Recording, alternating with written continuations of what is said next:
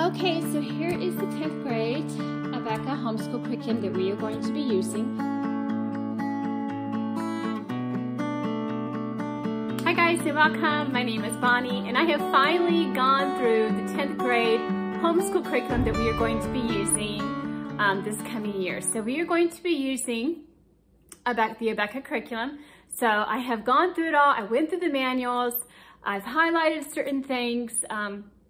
So I've taken my time this year more than I've ever taken before to actually see what's required from us or from my child for each of the subjects. So I wanted to give you a video and a glimpse inside of those books that you can see what's inside of them for 10th grade.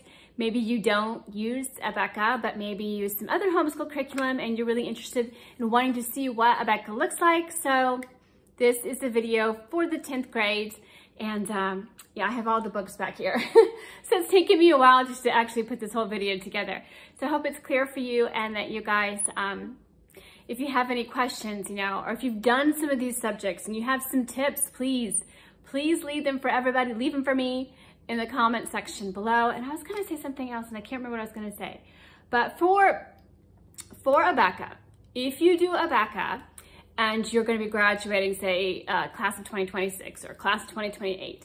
If you use Facebook, you can go onto Facebook and type in Abeka, class of 2026 or class of 2027, and they will have a private Facebook group that you can ask to join. So I have joined them for my kids. And a lot of people get on there and talk about, subjects, they talk about graduation, they talk about a whole bunch of different things. So it's just a really good extra resource. If you use Abeka. Now, if you use a different curriculum, you can always try that one too. So if you use Sunlight or whatever, you can type that into the class that your child will be graduating in, and it's just a whole bunch of moms that are on there talking about each of the subjects. So I found that to be kind of helpful because if I can't figure something out on one of the subjects, I will go there and see what everybody else did, and or I'll ask somebody else. But that's a good resource to have. So yes, if you have not hit subscribe, please subscribe to this channel. It just shows support and it helps me try to grow this channel. I am not making any money off of this channel.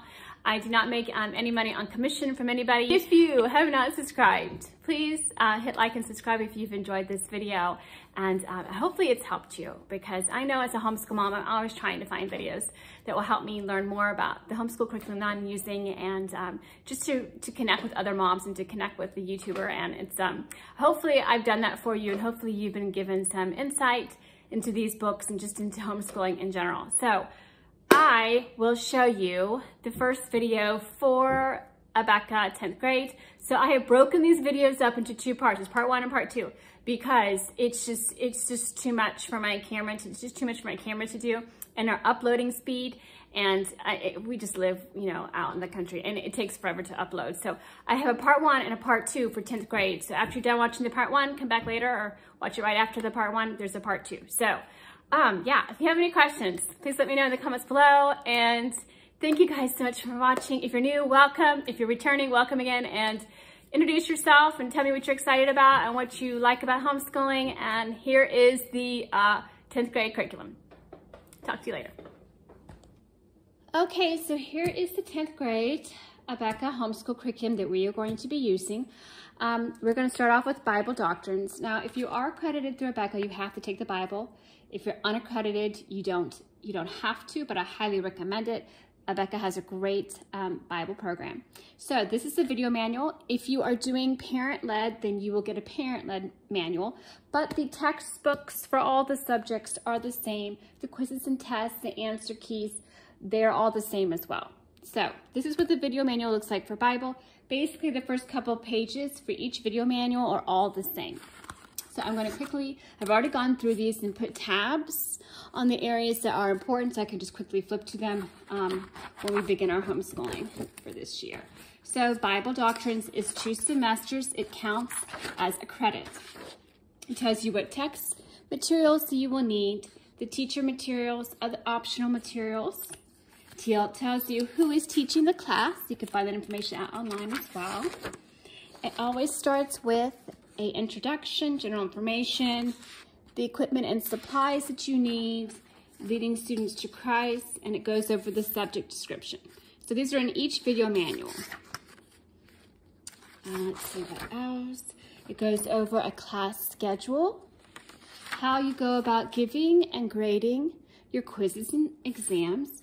Some of these may change based on the class that you are taking, but it's very self-explanatory. If you read it, it's very easy to understand. They have everything broken down for you. So here's how you would average your grades. So they have 4 quarters, 2 semesters. So you basically add up your total, divide, find the average. Then you get your first quarter and your first semester, and etc. So it's very easy to follow along. They give lots of examples. So here are the daily guides that you would use for Bible. And I've gone ahead and marked what their homework is, and the materials that they need, the teacher instructions, and it's basically the same for each day. And if you get a quiz or a test, it will show you, so you have a verse quiz. You have an oral verse quiz where they have to tell you the verses. Sometimes you have to write the verses down. It's all very, very descriptive. And then you have a content quiz, which is the fill in the blank quiz. So there are lots of quizzes and there are lots of recitation for verses.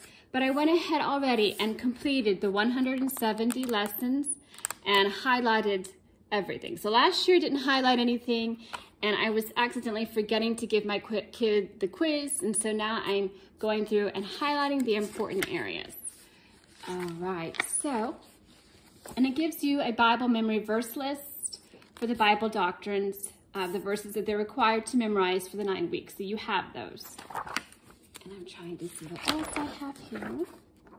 So this is a student schedule that they recommend to take Bible, math, English, science, history, and then your electives at the very end. That's what they recommend. So sometimes I usually follow that, sometimes I don't. So I wanted to give you an example of the progress report. Let me flip to one that's not really in use right now. Okay, so let's see. Here is an example of the progress report.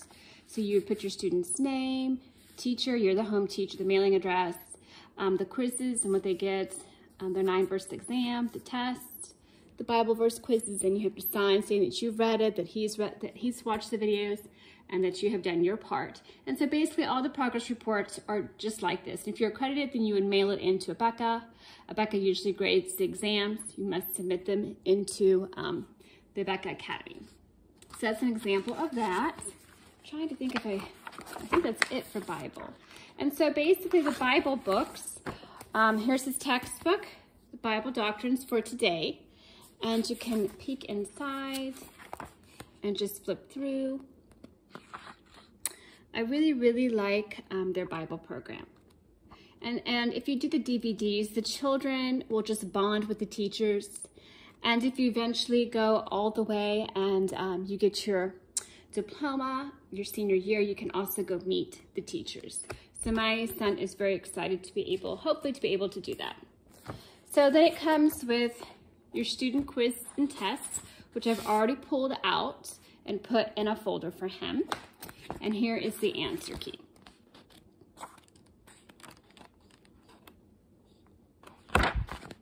And they also want you to have the Sing His Praise hymns and choruses, because there is a lot of singing of the hymns, and it helps if you know the page number and what song they're singing. They will direct your child to which page they are singing. And some of these are just classic traditional hymns.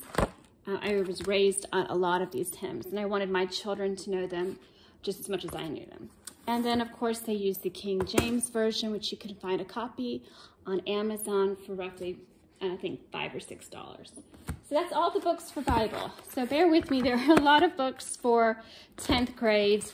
Oh, my goodness. I'll have to do an organizing video. There's lots of ways to organize for these. So after Bible comes math. Now, you can choose whatever math you want to use for 10th grade. Abeka has Algebra 2 for 10th grade right after Algebra 1 for the freshman year. But we opted to do geometry for 10th grade and then do Algebra 2 for his junior year. So I just researched it a lot. Our local school does geometry for sophomore year. So I kind of wanted to be aligned with the local school district. And a lot of people said that they forgot their algebra if they took geometry their junior year. So take algebra to the junior year, and that kind of helps them remember the algebra. I don't know. Other than that, I have gone through this book. Let me know if you guys have. It seems to be very detailed. There doesn't seem to be as much homework as there usually is, which makes me think that maybe it's just because it takes so long. So basically it tells you, if you look in the textbook, each chapter, what they're about. And of course I have a Band-Aid and part for you to turn. So it goes over circles, polygons, and in the beginning of the textbook, it gives you a little past and present, introduction to plane geometry.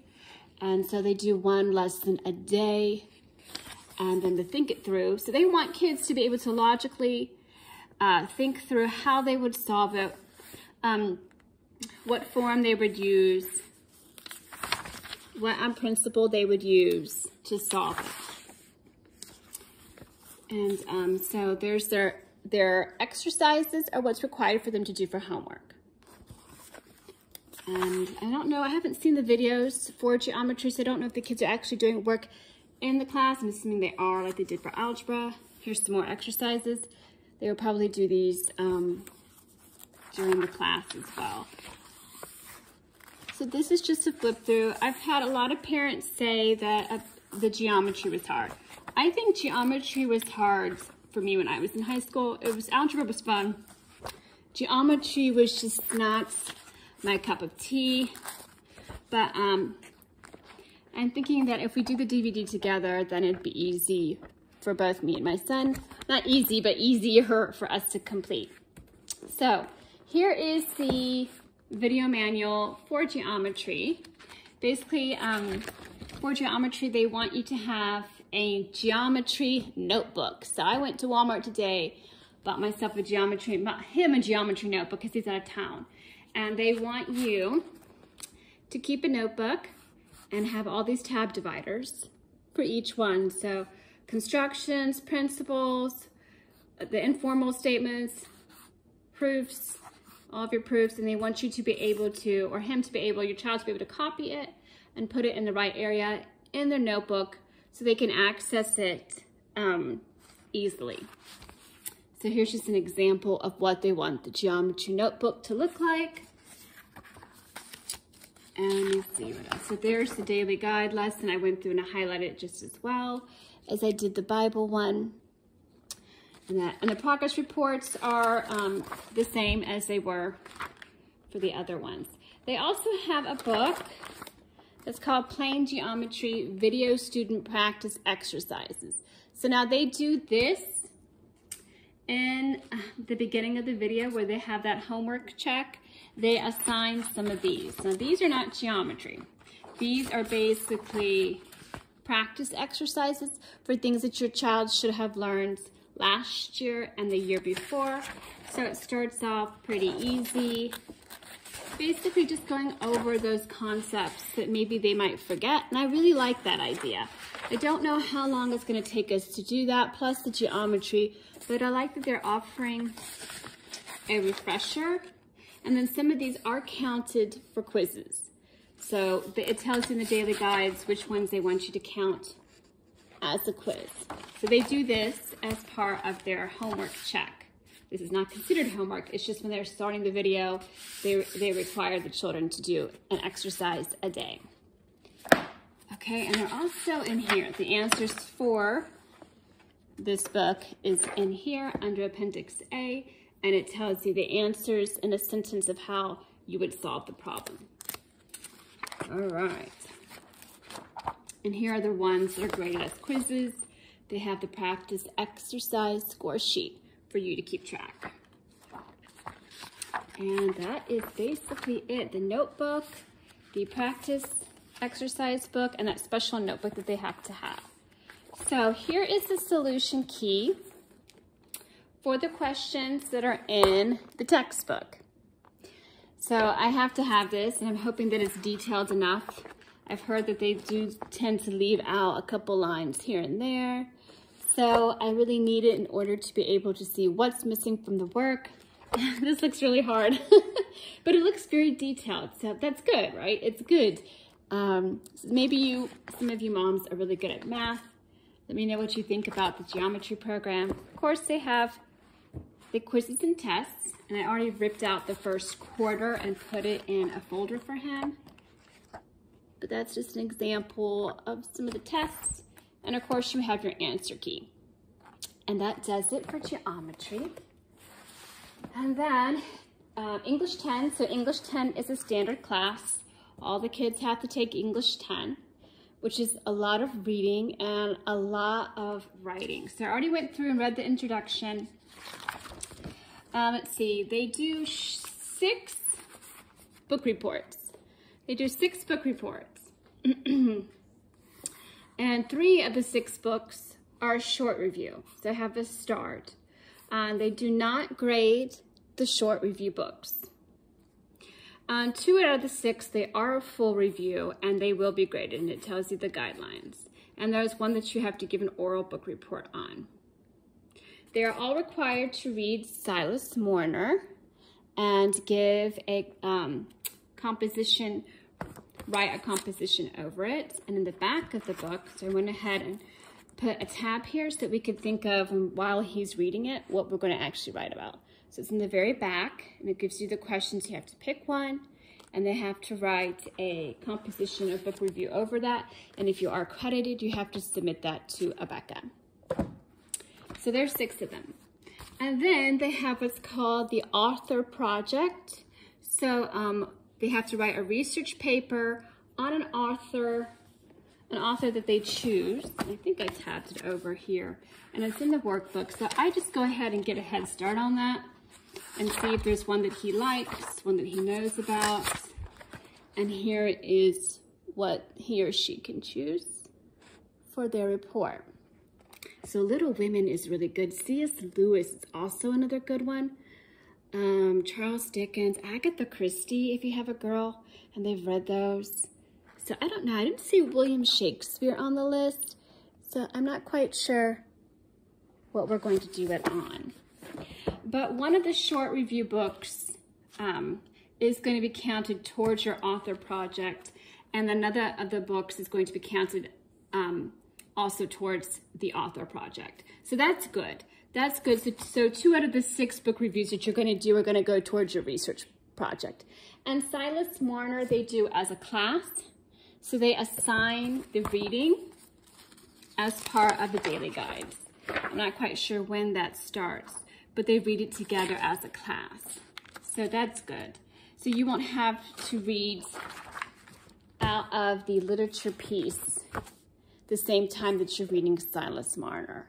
But for the other book reviews, they do have reading from this, plus your book review book, plus homework in this, plus homework in the textbook. So that's one of the things about Abeka, is they're really, really heavy in the English department. Super, super heavy. So what I wanted to do over the summer was I wanted to read the required reading books, but that didn't go over very well. I mean, he's in New Mexico right now. He's been in there for almost a month. So I didn't want him to I wanted him to enjoy his summer. But if you have a child and they like to read, I would go ahead and get started on these so that when it's time for the school year to start, he or she already has an understanding of the book. So, and they have the appendix quizzes, which are in the back of your guide. So if they read something, then they have to answer the questions. So I just went through and highlighted all of the quizzes so that they stand out more to me. The homework that he needs to do, he really has to stay on top of the reading, and I have to stay on top of it as well. So there's a composition checklist in the back. Let me see if I have it on here.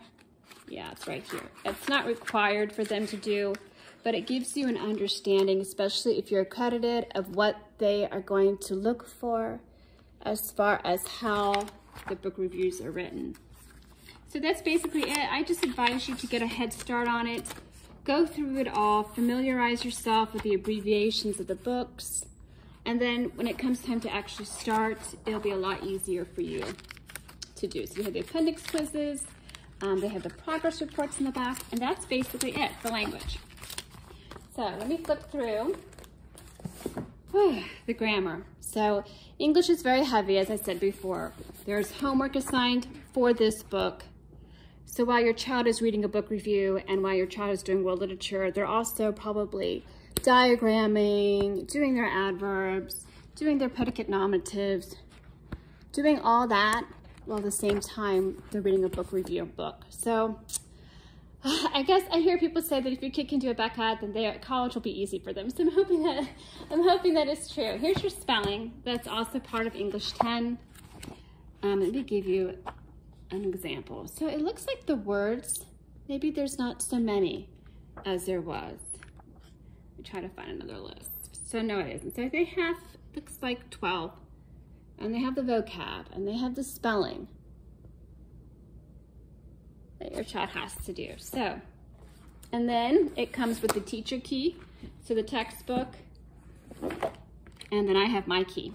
This is a heavy book. I can barely hold this book, but it has the answers, which makes it easy for me. So there's that.